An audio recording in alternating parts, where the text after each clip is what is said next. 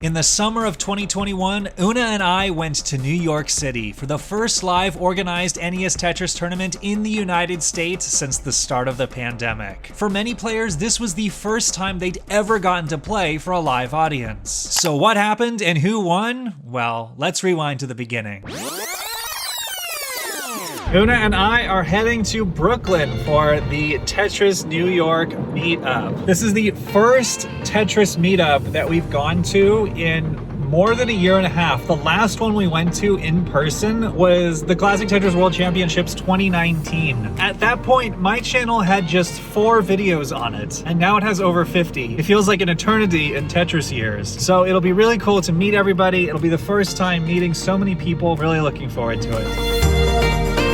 After finishing the drive into Brooklyn Friday afternoon, Una and I got on the subway to meet up with the first 2 Tetris people. Dan Sushi, a member of Jonas's Twitch community known as the Stew Crew, who'd be hosting the main meetup at his apartment the following day, and Greg Cannon, who we'd found out a few days prior was vacationing in New York the same weekend by sheer coincidence. Just got into Brooklyn, we took the subway into town and met with Greg Cannon and Dan Sushi, a wonderful host, creator of Stack Rabbit, the crazy AI, a CTWC competitor in 2020, made the top 64. We're about to have some delicious cream barbecue. Koreatown in New York was somewhere Una had really wanted to go, and it did not disappoint. It was really crazy how close it was to the Empire State Building. We headed into the Korean barbecue place and met up with 2 more members of the Stew Crew, Kairos Final Cut and Totally Calculating Poet. Dan had custom ordered these awesome wristbands for everybody, and the food was amazing. Una was our official guide on what to order. Cheers. Jonas. Afterwards, unfortunately, Greg did have to leave so he could catch his flight back home later, so we walked him to the train station, but later that night, we did get to meet up with 2019 semifinalist Dan QZ and his friend Parado, and then ride back together on the subway to get some sleep before the main event on Saturday, where we got treated to some amazing views of the city at night.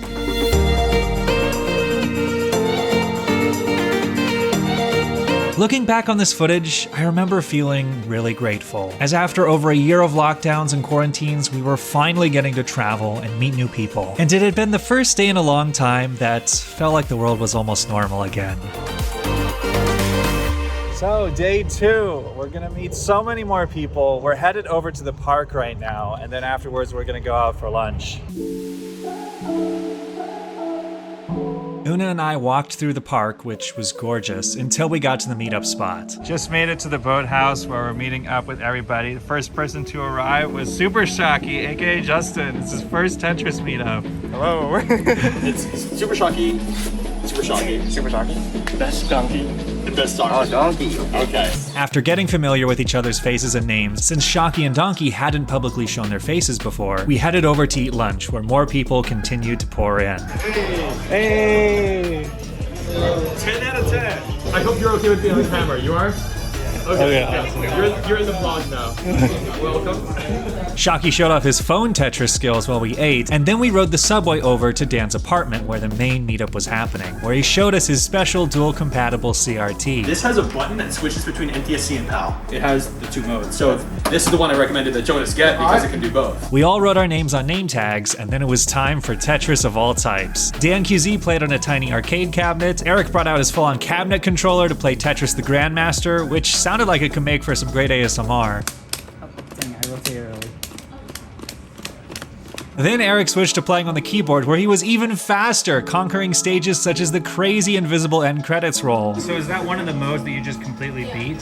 Yeah. And of course, we played NES Tetris. Many people had brought gear from their own setups, which we organized on the table. Blank busted out his foot grip to play some 29 starts, and Dan QZ sat down to play a level 29 start for the very first time. No, I don't. Alright, geez.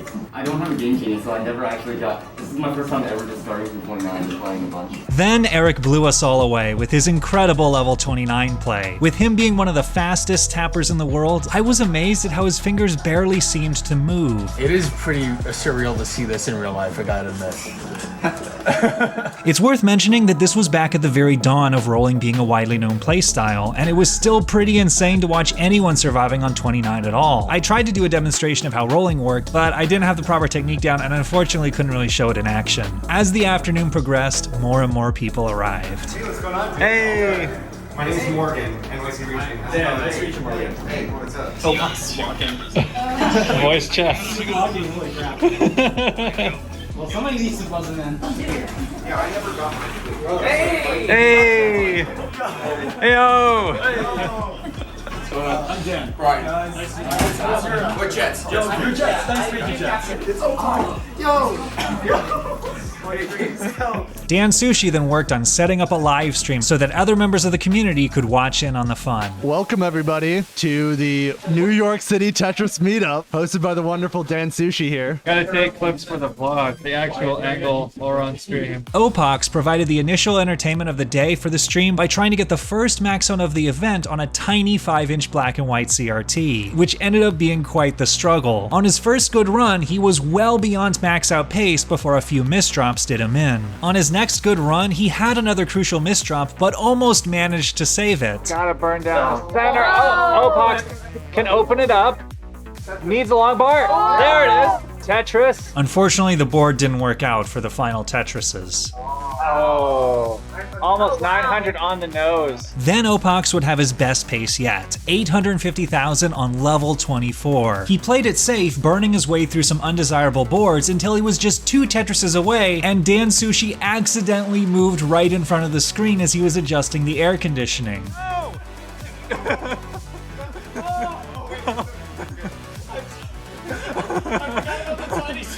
It's time for one more Tetris. 990.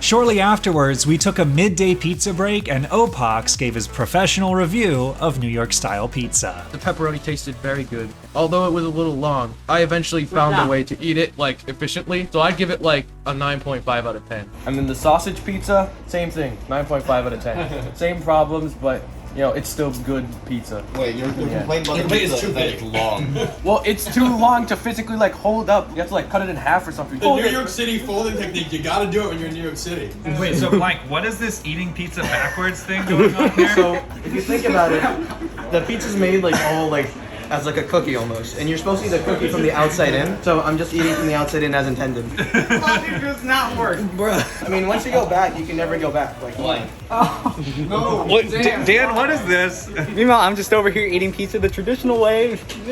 Then it was time to have the Tetris Tournament. We prioritized having the teenagers play since most of them were only in town for a few hours. And since we also didn't have time to do full official qualifying sessions, we ended up all agreeing on a custom bracket that would give every player at least one fun competitive match. Dan QZ, Parado, Shocky, and Donkey would face off in the first round. And then the winners of those matches would play Blank and Opox. And then the winners of those matches would play to determine who'd face the final boss, Eric, who was the best player there, so we gave him a pass to the finale. In the end, the tournament was for fun, and after such a long drought of live events, it was just incredibly exciting to have Tetris matches in person again. 10, 9, 8, 7, 6, 5, 4, 3, 2, 1, Tetris!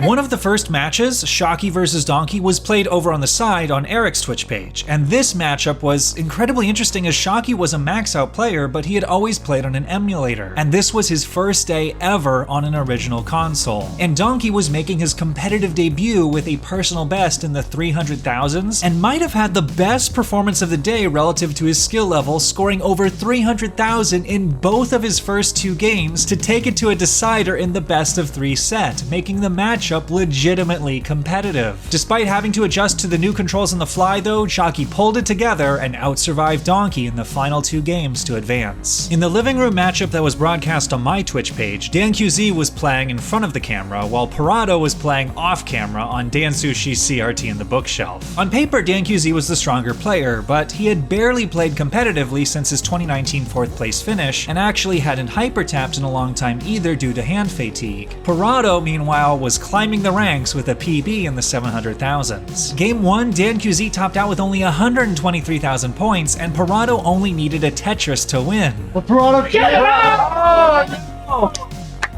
In Game 2, Dan QZ got off to a much stronger start, with Parado behind nearly 100,000 points 50 lines in. Parado, meanwhile, gets a dirty triple at 112,000. Still doing good. Oh no, 2 hung long bars for Parado. He might need, and a hung J. Parado tops out 112,000. Dan QZ is one with 226,000. And Dan QZ advances. Next, Dan QZ would face Opox, but in his first game, he got in a dig situation early. Dan QZ in trouble here, just trying to survive. Going for a dirty center wall Tetris very high up. It's Tetris or death, doesn't get the Tetris. Trying to survive, skimming at the top, cannot do it. Dan QZ tops out at 106,000. Opox is good for game 1. The next game, though, Opox immediately got into a dig as well. He waits for stuff to burn on the left, but he's getting up really high and has a terrible misdrop with the square. Is not going to be able to survive. Tops out with 15,000. Dan QZ is good for game 2. 15,000. And we have a decider. After trading early top outs in the first 2 games, Dan QZ got the first level 19 transition of the tournament in game 3, but was immediately in huge trouble. Meanwhile, Dan QZ, a little bit of a spires in the center. Has a long bar dependency, might be going for a dirty Tetris, but isn't getting the right pieces for the right to get Tetris ready. Oh my god. Misdrop with the J, and this could be close to the end for Dan unless he gets just the right pieces. Gets a long over. Perfect pieces. Gets a critical S over to the left. Oh my god. Oh, can you get? Needs one more piece for the left. Doesn't opt and gets the check over. Incredible survival. Another double on the left. Oh no. Oh, and the T is hanging it up. Tops out at 525,000. Opox is good at 575,000. Incredible digs for Dan QZ, surviving probably 20 lines longer than people expected. Next, Shocky would face Blank in what seemed like it would be a complete mismatch in favor of Blank. Shocky's first day hyper tapping on a real NES controller. And there's a Tetris for Shocky. Blank playing very high up. Has a huge double wide well ready to go. Brenny Burns just waiting for a long bar of any type, throwing stuff to the left. And his burning options are running out because he has garbage up at the top of his screen. And this is a horrible drought. And Blank tops out at 9,000.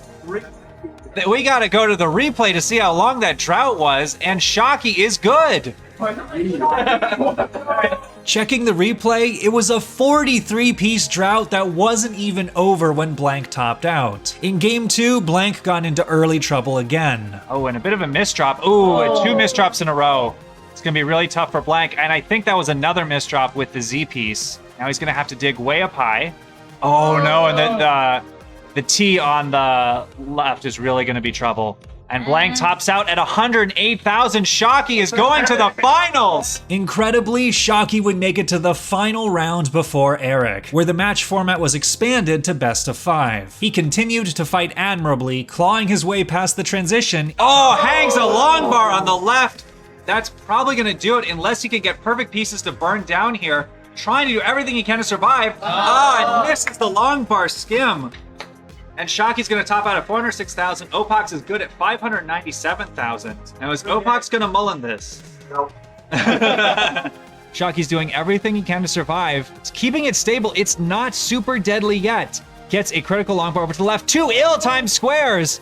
And it's too high, and Shocky's gonna top out at 567,000. Opox is good at 614,000, takes game 2. In game 3, Shocky's run would come to an end. So Shocky now has some delay burns. Ooh, a very, very badly timed S piece. And a Z piece right after, gets a critical longbar over, but doesn't have the pieces, tops out at 52,000. And Opox has swept to go on to the boss match. Although the finale had to be cut down from 5 games to 3 since Eric had to leave imminently, the match did not disappoint, with Eric cruising well beyond a max out in the first game. Eric is at 227 lines. He has 1 more Tetris to go, 1 more Tetris until the 1.1. And of course, Eric can play past 29. There he is. Eric goes into 1.1 territory on the kill screen, or the thrill screen. Oh no, double flips. He could burn this off. Oh, and misses the burn. Pick it up. So now it's all up to Opox. Can he survive on level 29? Opox needs the 29 game of his life. Burns into the kill screen. Needs something for the left here. Oh, and no, and he's not able to do it. This was unofficially only a few thousand points off from breaking the world record set by Joseph and Green Tea for combined live score in competition. In Game 2, Eric accumulated a few lines of garbage in the mid-20s and Opox had a small lead, so Eric chose to go aggressive. Eric is gonna go for some more dirty Tetrises down the center. Gets the tuck in there. His burn options are shut off, and he cannot burn. Shuts off his burn options, and Eric cannot get a piece over it, and Opox is good for Game 2. Opox mullined out the game to get a max out of his own. Max out. Max out for Opox on the kill screen. In Game 3, Opox transitioned at over 620,000 with a sizable lead, and Eric chose to play aggressive again. Eric is a little bit high. Uh-oh, something happened for Eric. Very high, misses the square, and tops out at 566,000. Opox tops out at 649,000. Opox had emerged victorious in his first ever live competition, and we sat down on the couch for a live post-game interview. So how do you compare playing with commentators, with crowd and everything versus just, you know, in your home online? It's actually a lot different, you know, like when I'm playing in my house, like I know there's people watching me, but like they're not in real life reacting to everything I do. Opox gets another Tetris. Oh, very interesting placement of the long bar in the center. I don't know if that is intentional, but... It was a misdrop!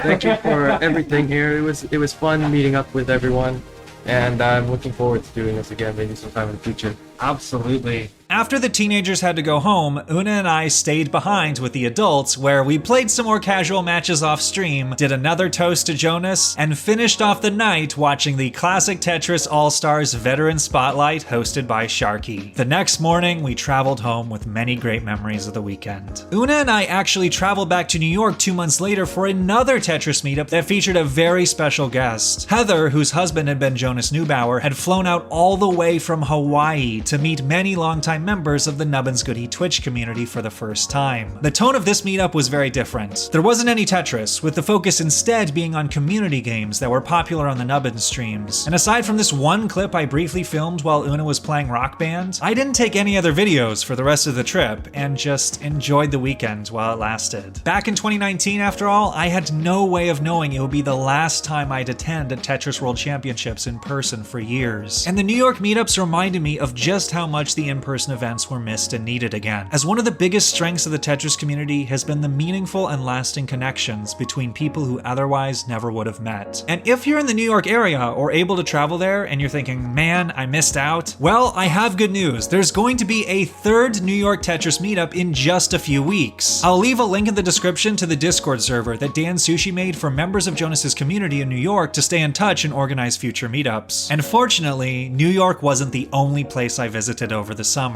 The next vlog will be of my experience at the Tetris qualifier in South Carolina. I'll see you then.